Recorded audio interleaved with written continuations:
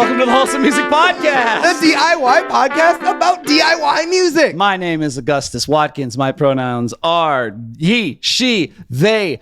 I don't give a shit. If you are concerned about your pronouns, I'm here for you. Yes. Mine, do what you want. That's me. Okay, girl, I got you. My name's Cam LJ. You're here with us at Secret Spot DTLA. My pronouns are he, they, or she, but you can call me really anything you want. I do music, photography, videography, and I had this little space here too. So that's like my thing. Where we are, yeah. Yeah. We're here at Secret Spot DTLA. We are. You're My baby. Your baby, my home away child. from home. Yes. We got a cool episode this week. We're going to start by talking about cover songs. Mm-hmm. Get you covered up. What nice. What they are, like most people know what they are, but there is some subtle difference between what a cover song is and some like remixes and interpolations. We'll talk a little bit about the licenses required. And then we talked about the licenses required, which is like, it sounds boring, but it's not. It's relevant. It's not boring. Listen to my episode. I want to have lunch with you.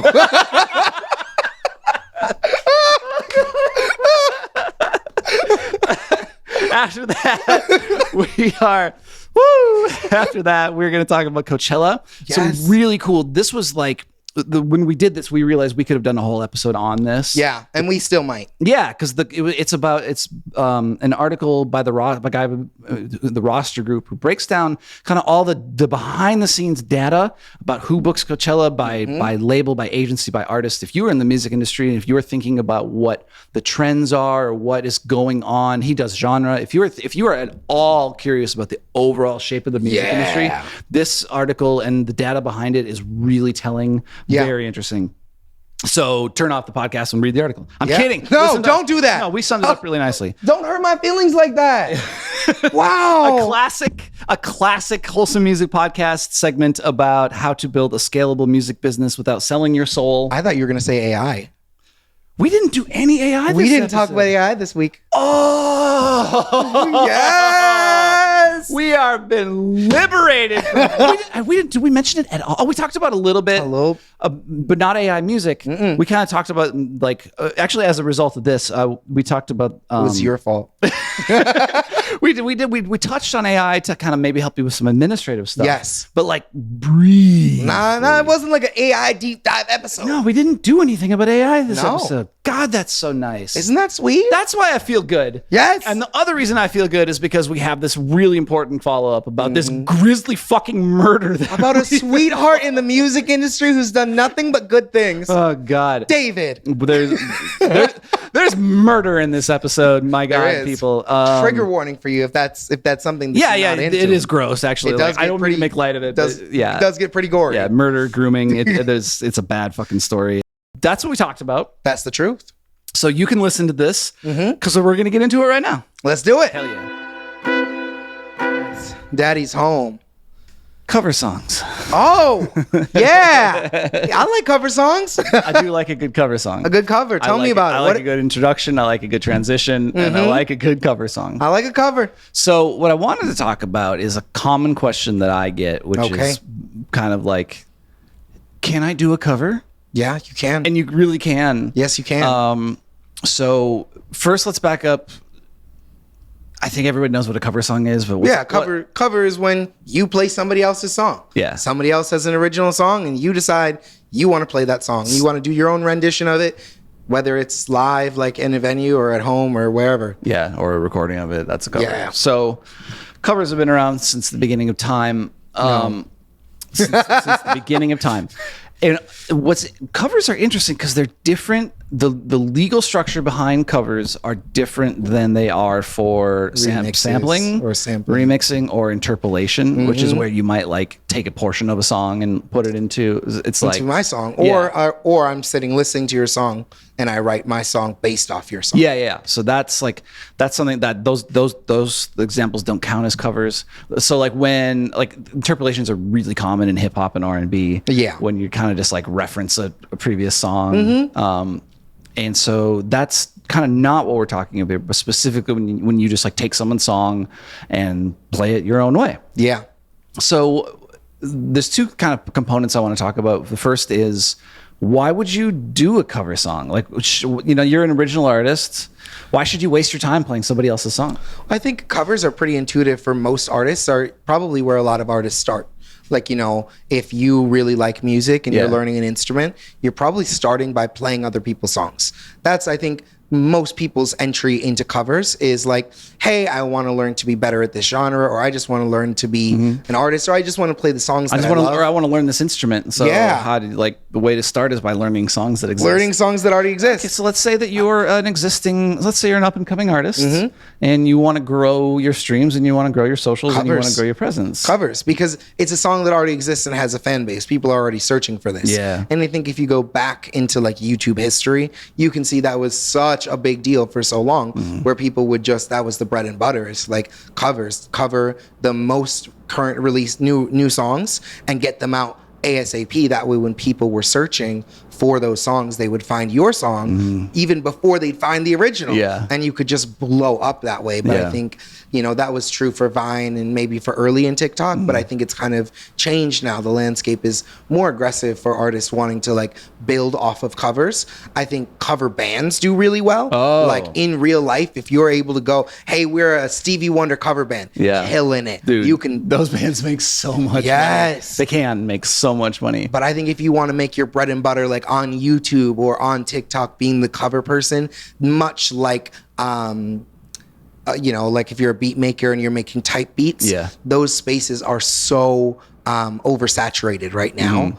But it doesn't mean it's not a great strategy. But you know, even just like putting a cover or two on your record when you drop it, like a great way to let people know what you're about. Who your influences are. And connect you to a fan base. And so, you know, you might, maybe if you're an artist that does what we were talking about Bieber earlier. So let me say you're an artist that's like gets compared to Bieber a lot. Well, you could do a Bieber song. And then like some of that audience might kind of find you and be like, oh, cool, like this guy sounds like Bieber. I found some really great like DJs recently through remixes. There's like a remix of the song Greedy. Do you know that song? Oh, it's a great song. I won't sing it.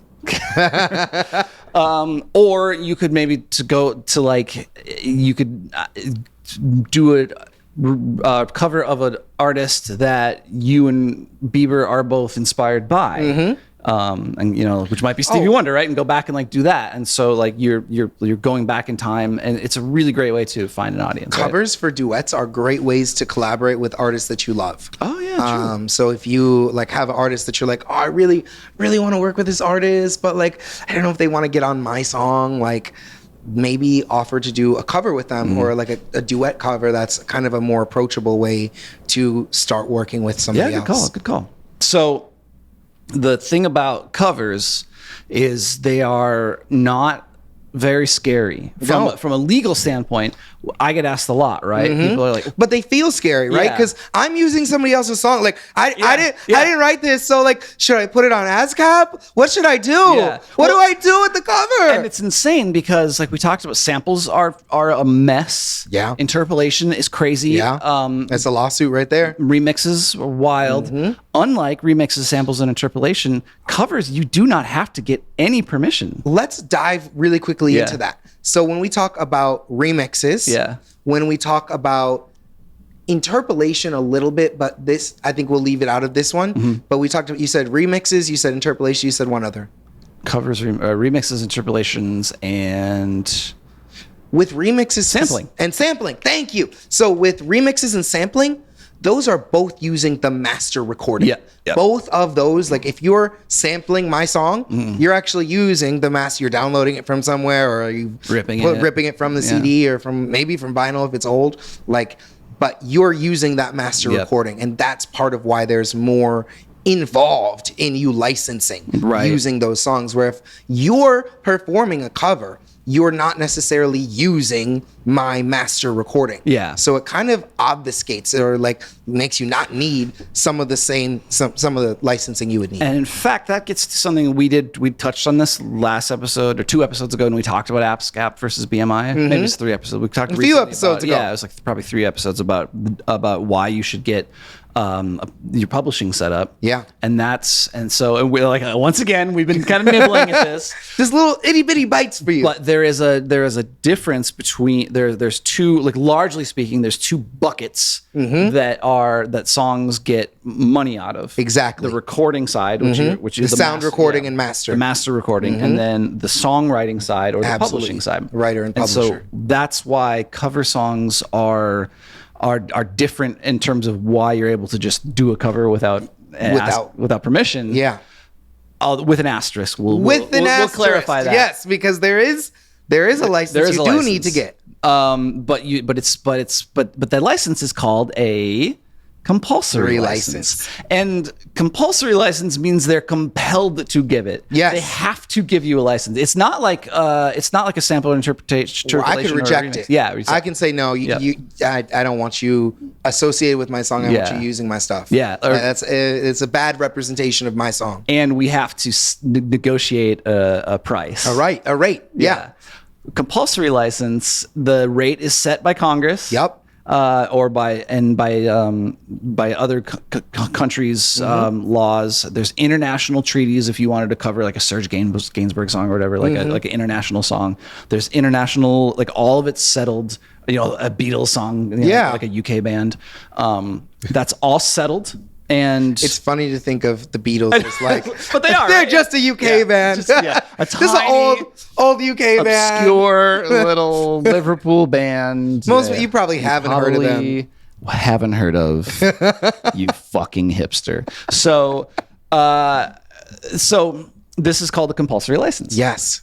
And so how do I get it? You can go and get it yourself. Okay. But I just walk down to the compulsory license office. Go to the compulsory license store. Yeah. Yeah. I just go pick one up. But most people get them from, there are a trillion of these song cover licensing companies out there. So if I'm uploading my cover song to DistroKid, what do I do? Okay. Can I just do I need a license? Yeah, you do. What do I do? How do I get it? You go where do I start? To the internet. The internet? Okay. Google.com. Yeah. Go to google.com.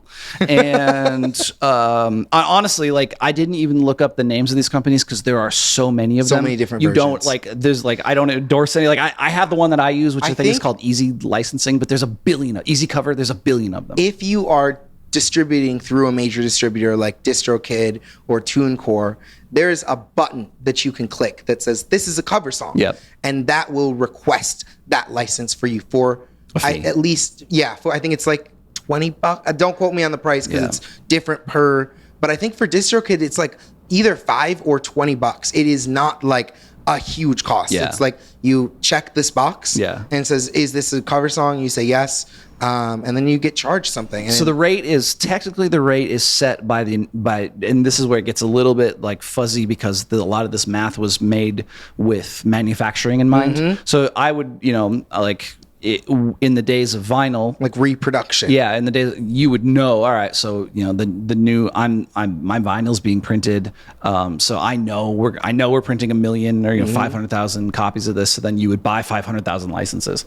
Today they want you to have they want you to get a number of licenses based on how many streams you're going to get. Okay. But in my again, I'm not a lawyer, but in my experience, nobody's like tracking that very hard. Yeah, that's something I wanted to dive into. So if I'm like brand new artist, like I'm on YouTube, but I'm getting like, 5, 6, 7, maybe 20 views. Do I need to go get a compulsory license? Look, legally, yes, you do.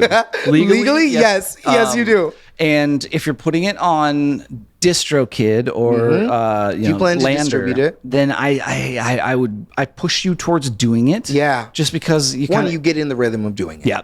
And you start a pattern that's healthy and is protecting and it covers your ass. And in case your cover blows the hell up, people love you. It's a hallelujah cover. Yeah. that takes off. Yeah, there's good reason to have it done. Yeah, I do know. That being said, that YouTube and SoundCloud traditionally haven't been and Bandcamp haven't cared that much about it. Yeah. They're not policing it hard. And like the labels aren't going I've like, had that it wouldn't be the experience. labels, it would be the publishing companies aren't doing a super diligent job at taking everybody down who doesn't. Yeah, it isn't cover. as aggressive as say Content ID, where immediately as soon as you post or publish it anywhere, it's going to be identified. Yeah. But it is really, really, really good practice to be in to get the compulsory license. There's another side of this, or like connected to this, just to kind of mention is like this is why you want to get an ASCAP and BMIs, because then if somebody covers your song, this is how you would get paid for that compulsory license. Okay, so I made a song and you covered it. Yeah. What do I need to do so I get paid when you cover my song? Just you need to have it licensed with your performance rights organization. What about like if you play it in a venue? Are they gonna get it from me then? Yeah, they are. Well, what about if you like play it at your show? Like, you know, like are they gonna get it then? Probably, yeah. Okay. I mean, and the thing is, they do like they're pretty. ASCAP and BMI are actually pretty aggressive about Knowing. Yeah. I'll tell a story real quick. There's a venue I used to play at a long time ago, Take us away. They were they had this strict no covers policy. Yes, because they were like, we've seen this. and you've seen this, and the reason why is because they don't have an ASCAP or a BMI license, and ASCAP and BMI will come the fuck down on you. So this place had a really strict no covers policy, but occasionally over the years, people would break the rules and play a cover. And in the age of the internet, people would occasionally film that on their phones and put it on YouTube. So this like very like small reputable mom and pop venue in Minnesota that I'm thinking of got slammed by a huge lawsuit from ASCAP and BMI. I think ASCAP found them because they had went on YouTube, looked up their venue, and saw, hey, covers are being played at your Covers venue, are coming out here, and you're not licensed, and so they had to pay a big fine to get to and. So like you might be thinking like, oh, that's really bad or whatever, but as an artist, that's actually really fucking good. And like ASCAP and BMI are these companies that really are going to bat for you. And thinking about that performance aspect, like when you are performing to a room, it's not 1-to-1. It isn't like you listening to my song on Spotify where it's the song to the one listener. Yeah. This is song to many listeners. This is so it's a performance. Yeah. Exactly. So it's more than one listen. Yeah. Like you're not just like, oh, hey, it was me in an empty room. It was you and maybe 300 other people. Yeah. Yeah. That would have been a big show at this particular place. But so yeah, that's the kind of the over under about covers. That gets you going. Yeah. Yes. Do covers. Don't be afraid. They're really great. And don't be afraid of the legality of it. Like, if you want to skirt the law, put them on fucking put them on YouTube. Put them on The risk is low, but the reward of doing it right is so much better. Yeah, and it's cheap. I should emphasize it is actually it's cheap to get a license. To do it right. So we're not talking about like, oh, it's $5 for me to license a song, like 25, 30, $70, depending on what you say. So just do it and do it right. Do the work. So we're gonna come back. We got a lot more to talk about. We're actually going to talk about Coachella. Yes. Our very first episode. Brochella. Our very first episode, we dropped some Coachella knowledge. Yes, we did. And I know that because I see the stats, and a lot of people started episode 1. So it gets a lot of downloads. It does. That's the OG. So we're going to come back to, we're going to talk about a different component of Coachella, which is the behind the scenes aspect of it. So there is a company called the Roster Group, and they... what's their blog? They're part of, they own the new agency, new industryfocus.com, who we've used in the past. Yeah, absolutely. So their CEO is named Mark Williamson, and he wrote a very interesting blog post. He does this every year. Who booked Coachella? The companies and data behind 2026's lineup. So he goes through and he looks at the agencies that book the artists, the management companies that manage the artists, and the labels who represent the artists. Just to get a view of the landscape, because I don't know if Coachella is like the biggest festival in America, but it's certainly up there. Cultural cachet. Yeah, it's the biggest, if not second biggest or whatever. It's a very important festival. The only thing I can think of that would be on that scale is like Rolling Loud. That's up there. Lollapalooza. And Coachella. Yeah. Is there anything else that you think of that's in that size scale? I I imagine there's probably I wanted to, South by Southwest. oh, South by South. Yeah. South by, except that's more than music. Right. Yeah. But I think- speaking of our whole thing about how like music doesn't make the money, like, even the fact that South by Southwest is a tech conference is probably And a good to film know. conference. Yeah, true. Film. So, going over this, the notes. I picked some items out of this. We kind of, I think it's really interesting. If you're an artist, you're kind of like maybe looking at management, looking at agencies. Again, like let's really quickly. What's the difference between management and an agent? Well, in California, an agent deals with booking and a manager deals with your personal expenses, with everything that isn't booking. Your business. You're all of your business. Yeah. And maybe you separate out your manager. So you have a personal manager and a business manager. But for the most part, your manager is your agent is going to deal with your booking specifically. Yeah, just specific. And so like this is true film and television. Those are agents get you gigs and for music. And they're generally part of an agency. Right. Generally, like there's William Morris Agency. There is Creative Arts Agency. There are a bunch. There's a ton of them. William Morris. There's a ton. Yeah. So the biggest agency who booked Coachella, like they do every year. So they must have a relationship with, which is why you get an agent, because they have relationships. So they must have a relationship with the people who book Coachella. Oh, I imagine like that would be a great contract for me as a talent agency to be like, oh yeah, and we have the connect with Coachella. Yeah. So it's Wasserman Music. Oh, okay. Yep. Booked the most artists again by far. Major agency share of the lineup increased again and is now back to pre-pandemic levels. So for a while, smaller agencies were getting a bigger bite of getting Coachella. in, throwing in new artists. Coachella, like as we'll kind of discuss, the trends of Coachella, they're kind of going back to OG Coachella. Just pre-pandemic Coachella. Yeah. The Coachella really experienced a lot of changes and did a lot of experimenting to try to keep itself afloat and relevant during the pandemic. Yeah, I mean you couldn't go, right? Well, you could. They never they didn't close it down, and so there was.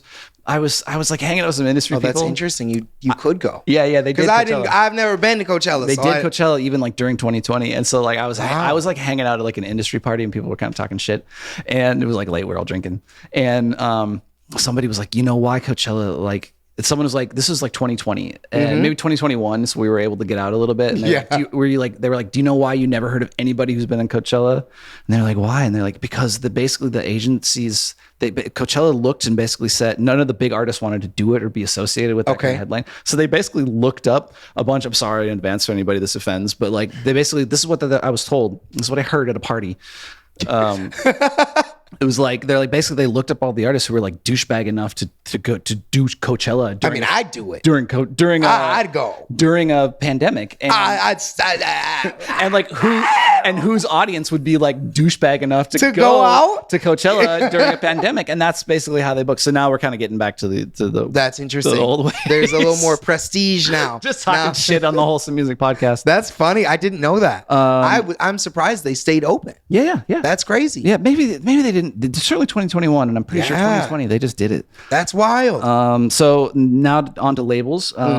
While the headliners are all major label affiliated, every other row on the poster is majority independent. Oh, interesting. So they talk about the row when you see they talk about this in the article, like the row of how the headliners and then who's opening and all. Yeah, and the small names down at the bottom. Absolutely, that's what they talk about when we say row. The further down you go, the higher the share of the lineup is indie. Of course. Which isn't surprising because smaller artists are more likely to be independent. But it's worth pointing out that a large festival like Coachella needs its lower billing to be successful. So the bottom line is festivals really need a healthy independent sector. Interesting. Yeah. That's encouraging. Yeah. So like there's like a number of things to take away from that, right? Like if you are an indie artist, maybe Coachella isn't out of reach. Yeah, you could maybe you could put that in your sites. Yeah, I mean, I think this may be something for another day, but festival circuits for independent artists. Oh yeah, like how do you get into a festival circuit as an indie artist? What does it look like? When are you ready? Yeah. What can go wrong if you do? True. Yeah. Going back to labels, across the major labels, UMG and Sony came in tied at 12% of the lineup, but UMG did a clean sweep of the main headliners. Okay. Sabrina, Bieber, Karol G. Well, yeah. Warner had the smallest share, but the two of the most prolific labels in Atlantic and Warner. I'm not quite sure what they mean by that. Probably Warner had fewer artists, but they're the most prolific. Oh, right. Okay. Yeah. Oh, right. Because there's like the sub-label thing. Yeah. On to managers. 100 of the 142 artists on the lineup are represented by more than 113 different management companies. Just 10 companies manage more than one artist on the lineup. Wow. Yeah. That's crazy. So it's a really wide group. Yeah. It's a lot of different representations. Yeah. So, less, it's like the agencies are obviously a lot more like when it comes, which makes sense. Obviously the agents would kind of like have the in at Coachella, but as far as a manager goes, like, you just get a manager. Yeah. Right? Yeah. It isn't so much like, hey, I only book with these two guys. It seems to be like a pretty diverse portfolio of people, of talent that they're pulling from. So now to just to kind of highlight, we kind of touched on some of these, but just some of the like overall trends of Coachella this year, which I think is a really good barometer for overall trends in the music industry. If you are a venue, if you're an artist, if you are kind of anybody in the music industry, I think there's really solid information that you could glean from this. Oh, yeah. So independent artist share of the lineup jumped to its highest level this decade. That's huge. Yes, indies are on the rise a little bit. Again. Very interesting. I think, that resonates with me in the fact that we're kind of in the same era as we were in 2000. There was like a big boost for independent artists in that time. And I feel like we're experiencing that again. That's true. Yeah. It was blog powered now then, and now it's kind of it's TikTok powered now. Yeah, but it's kind of the same thing. Except TikTok is one thing and blogs were decentralized. One thing that gets pointed rightfully out, every year with Coachella, the gender imbalance is terrible. Yeah. Is it male dominated? Male dominated by far. I'm very deeply surprised. Let's see. So the headliners are 50-50 split. So that's great. But gender-wise? Yeah. But that's awesome. But that's it. Across the full lineup, almost 2 in every 3 artists in the lineup are male.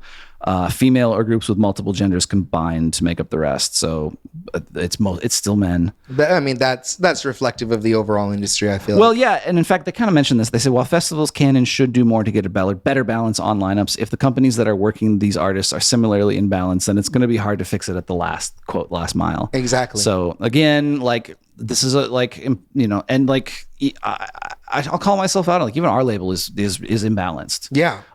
So like it sucks, but it's a real industry problem. I do a QT BIPOC open mic contest, and we focus exclusively on queer, trans, people of color. Like we focus specifically in this area, and like there's always a disparity. Like you come to an event, who's showing up? Your event, even if you make it specific, your event is still, unless you are, and this is probably something for another day as well. Yeah. But unless you're like as a space maker, unless you're creating an exclusive space that says these people who aren't in our group are not welcome, then it's very difficult. It's dudes all the way down. Yeah, absolutely. And that's really, really interesting, and something that I do think we do need to have like some form of support, some form of like infrastructure around. Yeah. So just another thing we can kind of tell from this Coachella. There's like a lot of stuff. There's a lot here. We could have done a whole episode on this, on just like use this to build bread and butter off of other stuff. Yes. If we planned episodes a little more deeply, I think we could.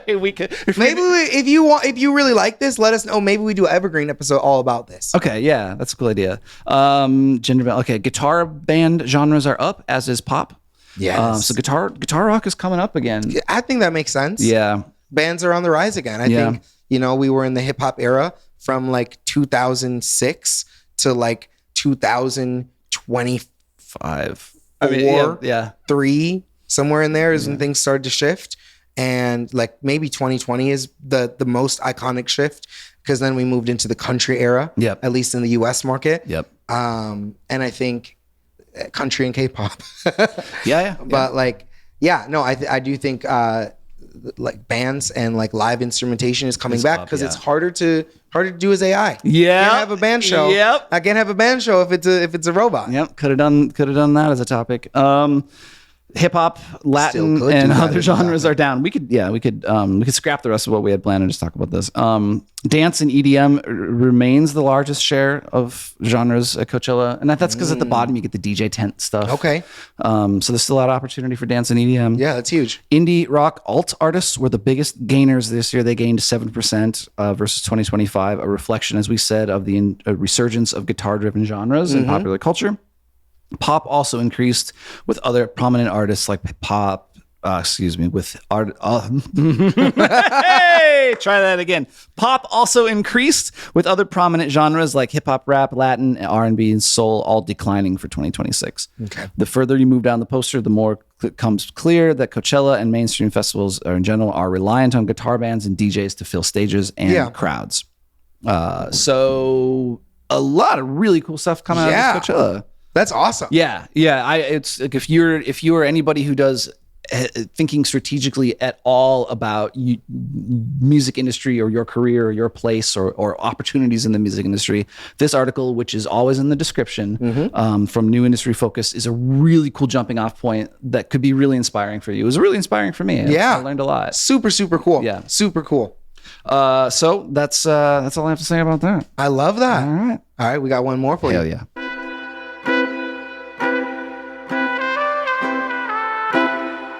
What are we talking about today? A really cool article from... If it's coming from you, it's gonna be really cool. It might be a little boring. Hit me with that. Hit me with it. Randy Zimmerman, friend of the pod. Yes. How to build a scalable music business without selling your soul. This is from the Symphonic blog. It's too late for me. My soul's already been sold. We take I thought about you as I was reading this because we're going to talk about boundaries and office hours and limiting your gigs and things that you just don't do. Yeah. No. Taking rest days. What are you talking about? What are those? More shows, more marketing, more messages, more to respond to, and pressure to keep it all going strong. Without a plan, this can quickly lead to burnout and or losing focus on the creative passion that led you here in the first place. I think this is just like a little quick self-plug. And it'll probably be a useless self-plug because it's going to be way later. Yeah. But this Sunday, we're doing a mental health event with someone. Her name's Tiffany Ram, and she's a licensed therapist and success coach. And she talks about this, about tips to avoid burnout. And I think for musicians, for artists, for creatives, like burnout is real. Oh, yeah. And finding ways that work for you to like build routines that you can maintain. It's not going to be the same for every person. There's not like a one size fits all, but finding those routines that allow you to maintain the pace that you can do consistently. Absolutely. That I feel like is the name of the game. And one of the things that I've said previously is that, and one of the reasons why that matters is because when you get a break, when you finally, like, if you're like working super hard at this like red line, unsustainable level, and then like something pops and you get a chance to go further than that, you're not gonna get a chance to take a break. Yeah. Like everything that you're doing is going to be what you're going to be required to keep doing to maintain. That definitely becomes your new baseline. So it really does matter. So a couple of things that she's put suggested. We'll just say, like, these are just suggestions. Like, these are things that may or may not work for you. Yes. But it's a good jumping off point, I think, for you and like your team to discuss and to kind of figure out what's working for you and not. And like, if there's a thing, and I would say this, if there's a thing that you're hearing and here and you're like, oh, I would never do that. I would actually think really, really hard about whether it is. Why you have so much resistance to that thing. Yeah. Because that might be the exact thing that you need to be thinking about. That you need. So let's get into setting boundaries. Yes. Including office hours for communication, and just, it's deciding not to answer emails and DMs at night. This space is open 24/7, but if you want to get hold of me, I'm only here from 10 a.m. to 7 p.m. Right. So you can call, you can leave a message, but we're not getting back to you until 7 a.m. Okay. Yeah. A great example. Limiting your gigs. Cap the number of shows or appearances you do each month to avoid exhaustion. Yeah. Yeah. That's something I feel like it's harder to know when you start. Yeah. Because you're just like, how many can I do? How many can I do? How much output can I do? Can I do 4 shows in a week? Can I do 6? Yeah. I can do 7. Okay, cool. And maybe you can do 7 for 2 weeks. But can you do 7 shows for 6 months? And should you do 7 shows? Probably not, but you could. And some people they're going to find that, like the rejuvenation from that. If you're very extroverted, that might be where you get your energy. But that might also be a huge like deterrent for you. Might make you feel exhausted, feel like you can't do everything else that's in your life. Or if you build like we talked about a couple episodes ago, building a repeatable touring circuit where you might be going on the road for 7 days at a time. That's different. That's different. So it matters. Like all these things, there's building these routines that are repeatable and scalable for you. Protecting your creative time. This is a big one. Blocking off hours of the day specifically for writing, recording, or practicing. Yes. And just being like, this is my time to work.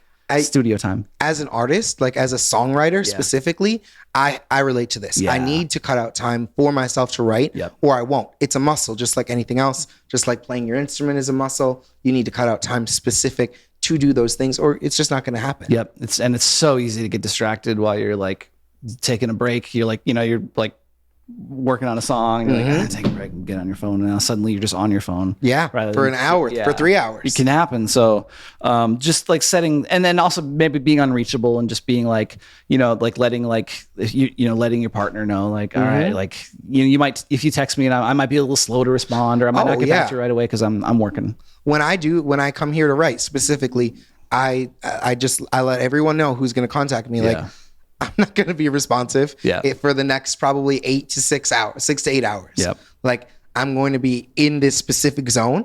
And that's one of the things I feel like is it's really difficult to switch from one mode to the other mode. Yeah. So if you can cut out time for yourself to be in one, I'm just writing. This is writing mode. We're not going to be focusing on making TikToks. Yep. We're not going to be focused on like how good is the mix. Yep. We're writing right just now. writing. Just writing. Yep. Or just demoing, just editing. Right? Yep. Define collaboration material only. Define collaboration criteria only taking on projects that fit your goal, genre, or brand. That's one for me. I'm pretty notorious for saying yes to fucking anything. Yeah. And then realizing like I am spending a lot of hours on something that is not going to help me. This has nothing to do with my entire base. This happens all the time to me. I can deeply relate to that. To trying to do too many things. Yeah. And then if rest days are non-negotiable.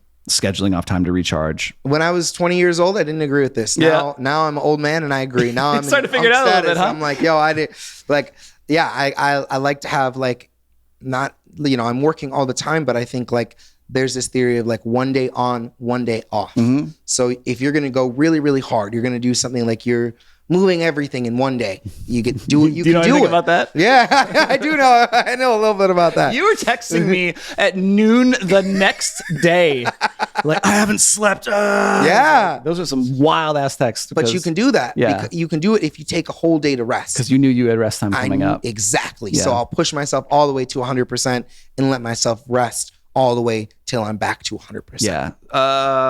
Building systems for marketing, communication, and outreach, including a content calendar. Do you use a content calendar? Sometimes. Yeah. Same. For some things. I don't like, there are some things where I'm more regimented with, like for this is more of a content calendar. Yeah. Because things are going up the same day every week. Sometimes the next day. But like generally it's but going we know up. We're going to work on Wednesday to get this thing up Wednesday. Exactly. Yeah. So we have kind of a calendar of like, this is happening this day. So for that to happen, we got to do these things. Yeah. And like, I know every single Monday I will edit from like 9 to 1. Yep. That's part of my calendar. Like that's going to happen. If it doesn't happen, there's no, the episode doesn't it doesn't happen. Yeah.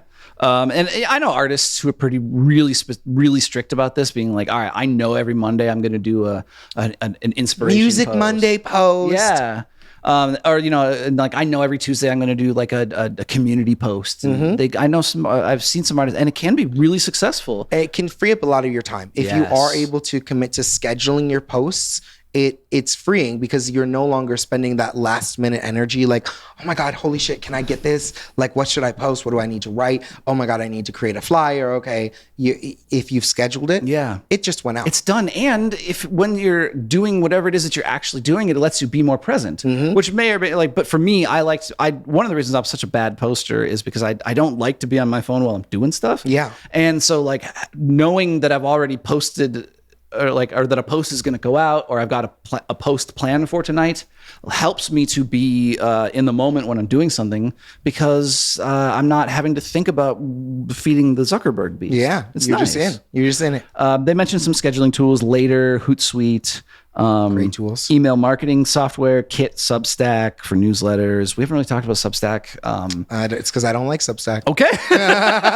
But and then of course MailChimp. Yeah. Basically, like our business runs on MailChimp. Yep. If I'm honest. Yeah. And your Wix. Contact tracking, keeping a spreadsheet to track industry contacts and follow-ups, auto replies too, just being like, which is another good thing, just to be like, if you feel like people expect to reach you quickly, you could throw an auto reply and just to be like, hey, sorry. Oh yeah. If you're doing any scheduling, any kinds of meetings, you should have auto replies specifically for like, hey, you have a meeting scheduled in 30 minutes with this person or in an hour tomorrow. Reminder, auto. Oh, reminders for sure. I don't do I do one follow-up before a client. Otherwise, everything else is automated. Yeah. I do one personalized follow-up, and that's usually. Oh. Yeah. I was thinking about a different kind of auto reminder, but you're like for scheduling, like as an engineer. Yeah. If you have a session booked with me, you're going to get 3 reminders. One that's 24 hours before your session. One that's like, I think it's 12 hours before. And then you get a final reminder from me. Hour before. Yeah, that's from me that says, hey, you've got a session booked with me. It's at this time. Looking forward to seeing you. Give me a call when you arrive. So here's a link to reschedule if you need to. Yeah, which is like really, really smart. And then I think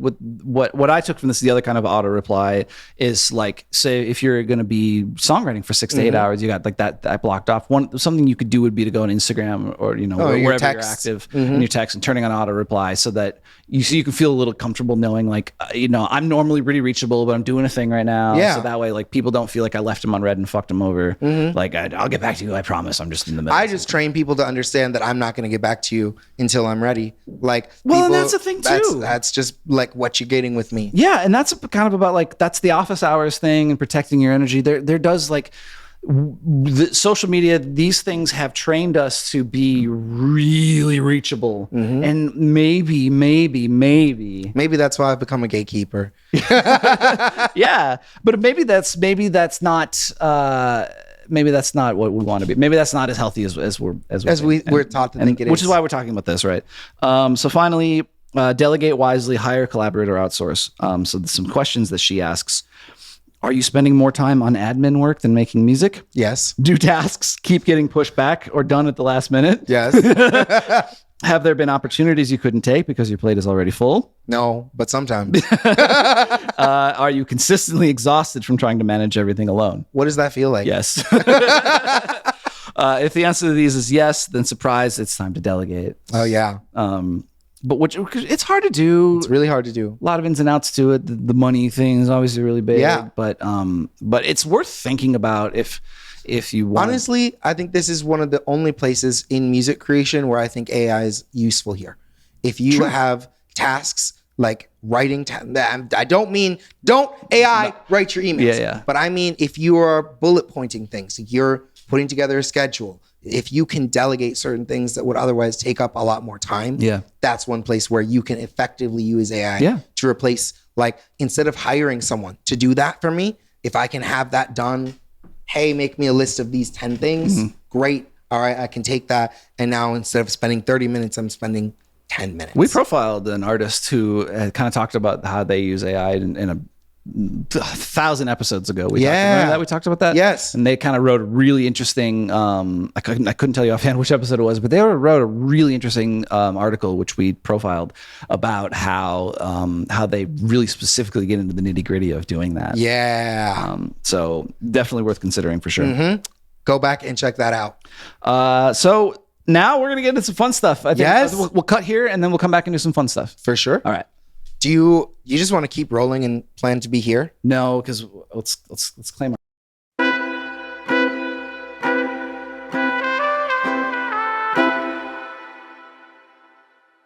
Last week, we have an update. Okay. All right. And I just feel like you might have experienced this if you were in the world and not living under a rock. Yeah. So we talked about David last week. Yep. If you don't know, David is an up-and-coming singer. He's like fairly established, genuinely, and we talked about him last week having found a woman cut into multiple pieces in his Tesla. Yeah.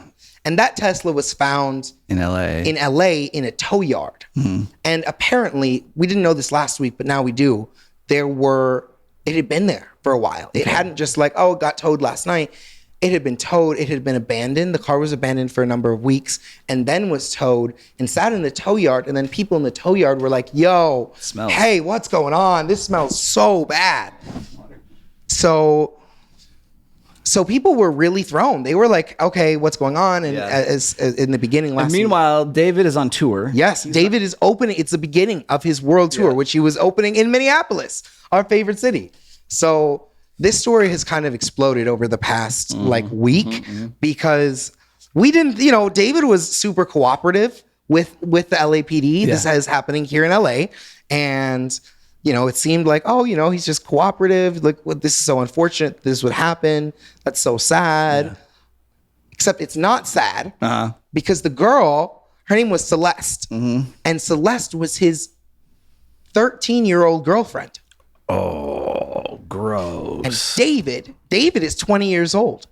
David's a full-on adult man. Oof. Adult man, grooming the girlies. Yeah. Grooming the girlies. But how old was she? She hadn't... So it gets worse. Yeah. So she was found dead recently. Yeah. As in maybe a week or 2 weeks ago now. Yeah. About a week and a half ago now. But she had been missing since May of 2024. Wow. So...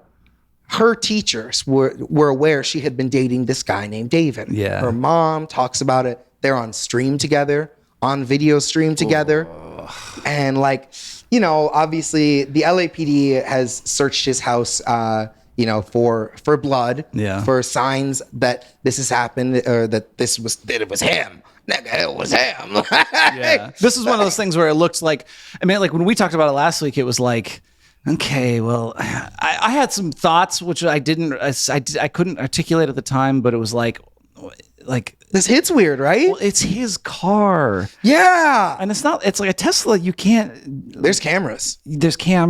Also, you use apps to unlock it and lock it. So it's a little different than being like my 1993. I could still break the window of the Tesla. Yeah. Yeah, man, they're going to have video of me doing it. But they're going to, yeah. I've got an old ass car, which is why I'm taking the train all the time.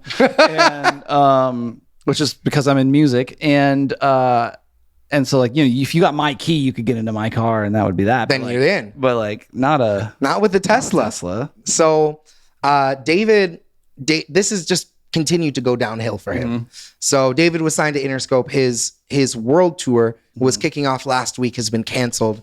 Interscope has pulled all of his music, all of his promo, amid this homicide investigation. It gets a layer crazier too with David. Oh God, it gets crazier. It does get crazier. He's already grooming somebody. But not only is he grooming her, but he's got unreleased songs about her. Okay. He's got an unreleased song called Celeste. Okay. So if you didn't think this was pointing at him enough, he's got the videos of them on stream. Yeah. But wait, it goes even worse. Oh no. So David. I feel sick. David's got a tattoo. Okay. On his index finger and it says, shh. So does Celeste. Okay. So does this identified body. Yeah. Of not his girlfriend. Yeah. Which is a really creepy thing to have with a if you and I had matching tattoos, that might be kind of cute. That'd be kind of wholesome. Right? That'd be kind of cute, right? We're both 18. Yeah, we were both a couple days ago, just barely, a little bit over 18. They still ask me when I go. But leave a comment to tell us what matching tattoo we should get. Yes. But that's a very different thing than to have a tattoo on your finger. Yeah. In the same place, same person. So that's with a minor. That's crazy. That's gross. They haven't obviously released anything saying that there hasn't been a conclusion to this experience. So we're just kind of continuing to follow the David saga. Okay. But yeah, no, this is a unique twist, an unexpected turn. I don't know. It's not that unexpected. It's his car. I guess I don't know. I think if it were, it would not be me. But if it were me, I wouldn't put it in my own goddamn car. Come on. Which is one of the things that kind of like pointed at to be like, well, you wouldn't do it in your own car. Yeah, so like it's got to just be some weird thing. But somebody's, fucking with you, like something. No. Look, they say all press is good press, but I'm pretty sure this is bad press. This is bad press. This is bad press. I mean, I did listen to, because there's a number of songs that he released on these 2 records that he's dropped. One is called Withered. Mm-hmm. If that's not cryptic enough for you, withered, like after he killed her, he feels withered. Mm-hmm. And then the other one is like Romantic Homicide. Oh, cool. That's the name of his big song. It's called Romantic Homicide. Like I thought it was poignant. I thought it was worth talking about, at least because we talked about it last week. It's like, did we know that he had this relationship with a minor? No. Okay. I mean, apparently there were like people he had streamed, but then he also had this like. This maybe we're getting into conspiracy here, but I've read that he also had an older girl that he dated by the name Celeste as well, kind of as like a beard, kind of to be like, oh no, that's Celeste. Yeah. Gross. I don't know. Just like fucking, if you run a label, if you're manager, like I think you need to have I don't think this shouldn't be a controversial statement. This shouldn't be a brave thing to do. Like if you got a dude who's like grooming minors on your fucking roster, drop his ass. That's a wrap. That's a wrap. So like, and at least luckily in this case, that seems to be what's happening. Good. I mean, assuming that this is the first Interscope heard of it, then at least they're taking action. It's fucking gross. Homicide. Yep. Musical murder homicide. Not a common one for us, especially on these are supposed to be lighthearted TMZ fun updates, and here we are talking about a musical homicide. Grim. All right, let's I don't know if I can talk about that. It's so gross. Should we talk about Julia Michaels? Let's talk about Julia Michaels, her new label. Okay, so what do you know about Julia Michaels? She's a big songwriter. She's an amazing songwriter. Yeah. Julia Michaels, my soul. So I love Julia Michaels. There's so much to say here. But this is actually an interesting story. She just released a song. The song is called No Heartbreaks Killed Me Yet. Mm-hmm. So like this song just came out on the 19th of this month. Which is September 25. Mm-hmm. Yeah. So the night, like just a few days ago. And this is, I think it's her fourth record she's released on her own independent record label, which is called GFY Records. Mm-hmm. And Julia actually started this label last year in 2024. And she had been signed to a major label where she had a publishing deal, where she had written some, like if you're not familiar with Julia Michaels, she's written so many songs with billions and billions of streams. She's got 2 million followers. I'm looking her up right now. She's got 2 million followers on Instagram. Just to give you like a real quick, like a sample of some of the music she's written. You've definitely heard. I literally typed Julia music. If the World Was Ending, that's a huge song. Mm-hmm. That song has 1.3 billion streams. Issues with another 1.3 billion streams. And then a huge number of other songs with, like 650 million plus 800 million. And a lot of these songs that are released by her aren't the only songs. Like these are just her songs that she wrote and released for herself. Right. She's also written a huge number of songs for other artists who you know and love. Lose You to Love Me by Selena Gomez. Oh, she wrote Sorry. Yep. By Bieber. Justin Bieber. Yeah. Yep. That's some big songs. She's amazing. Like the Diane Warren of our time. Yeah. Okay. Yeah. Pretty Please by Dua Lipa. Mm-hmm. Yeah. Okay. Her catalog is crazy. Shawn Mendes, big artist. Goes on and on. Yeah. So she's got a new label. Yeah, she started this herself, and I think it's cool. Kind of going on with our indie theme here. Yeah. She's like, hey, I'm tired of giving my shit away to other people. Yep. This is for me. I'm doing this for me. Yep. And hey, look, I proved that I can do it, and she can. And I'm excited to see kind of what comes of this. To follow this label, see what else she does. Yeah. And just to see another artist kind of taking their music under their control. Yep. Yeah. There's so many different paths that we talk about this a lot. Like there's so many paths in the music industry. Yes, there are. And you don't have to like get sucked up into the major label system. No. And if you are in there, you don't have to stay there. Mm. Like you can take your resources and then maybe it's beneficial for a while and then it's no longer beneficial. So I just thought this was like a nice, wholesome story about someone like making it out of the trap. Yeah. I liked that. And just to kind of wrap things up, because I know this is meant to be a short little fun bit for us. But the last story I have for you is Kate Hudson launching her music career at 45. Yep. Kate Hudson is a actress. Yes. She's a Nepo baby. She's somebody famous as his daughter.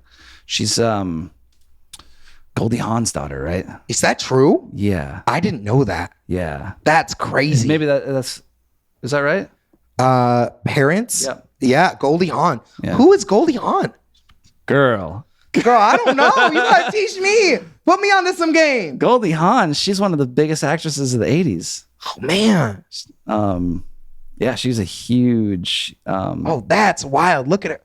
Oh, okay. No, I know what you're talking. Oh, wow. Yeah, she's a big Hollywood actress. Yeah. Oh, with OG Steve Martin, when he still had the hair was still white, but he was young. Steve Martin has been 40 years old for 40 years. Yes, which is amazing. Yeah, she was like a 80s heartthrob. Big, huge artist. Huge actress. I didn't look. Yeah. We're learning something. Yeah. I love that. I absolutely love that. So anyway, so Kate Hudson, who is Goldie Hawn's daughter, yes, at the ripe of age of 45, is launching a music career, and says, and people told her, what I thought was cool about this story is that, there were a bunch of people who had kind of said to her, "You're too old. Yeah, you can't do this. Yeah, music is not for you, honey." Yeah, and she said, "No, bitch, music is for me. Yeah, I want to make music, so I'm going to make music." And I'm excited to see that. I don't know if we have any Kate Hudson tunes yet, but I thought that was a really just a beautiful story. Yeah. There are actually some really there's a lot. She actually has a bunch of music out already. 2024. Talk About Love from 2024. The 90s, Not Easy to Know. So she's got a record called Glorious. Yes. Yeah. Okay. Let's take a look at that really quickly. Okay. So she is, like if Kate Hudson could start a music career, anybody can. Yeah. And also, I think it's also cool to see her just say, "Hey, you know what? I'm going to do this because I love this." How many monthly listeners does she have? She has 84,000 monthly listeners. All right, Kate. Yes. Hell yeah. That's a moment. Yeah. We're coming up. Let them know. Go ahead and check out Kate Hudson tonight. Yes. But yeah, no, that I just thought, sticking it to the man, and she re-released this record again recently. Okay. There's a deluxe edition. I do remember hearing something about this, and actually people are saying it's pretty good. I can't say I've listened yet, but I'm gonna have to give it a spin. But the word that I heard was it's actually pretty decent. It's not crap. It's not trash. Well, go for it. Yeah. Go for it, Kate Hudson. We ready for you. We see you, Kate Hudson. That's a wrap for me on my TMZ in your backyard updates. All right, I just I want to give us something where we could you could sink your teeth, not as much as David. I didn't want you to sink your teeth like that, but I can't believe we're following that story. That shit is so gross. Well, it's nice and wholesome. Thanks for listening to and watching the Wholesome Music Podcast. This has been another episode. As always, we are on YouTube. We are not on Spotify. Nope. We're on Apple Podcasts and all the rest of the podcast We're only places. here for you if you have an iPhone. That's not true. We're on Amazon and all the others. You could use Google products, or you could support Jeff. You could. He needs your support. Jeff is really struggling right now. I heard he just got married. You never know what that comes with. He's a newlywed. Yeah. Got to get those presents. Help. Wedding gifts. Listen to us on Amazon and think of Jeff. You know what? Don't. Actually, don't do that. We're here every single week. If you are listening to us, smash that subscribe button. Yes, hit the like. Share this. One of the things that really will help us grow is if you like what's happening, just share this with people that you tell a friend. Yeah. We don't have a Patreon. We don't have merch. We don't have any friends, so you tell your friend. I have Cameron. We're getting matching tattoos. Yes, we are. And that's it. We're getting matching tattoos. We're actually not friends. No. I like to think of us more as colleagues. How are you doing, Augustus? Oh, I'm I'm not sure why that's relevant, Cameron. Let's finish this episode. Let's just get done with it. We're like Hall and Oates. We're here. Like You're gonna play the song? Yep. The love between us is gone. All these years podcasting, I'm grown bitter. But the work is still there, and so we honor the work. We're here for you. Yeah, we're here for you. That's why we do it. All right, we'll see you next week.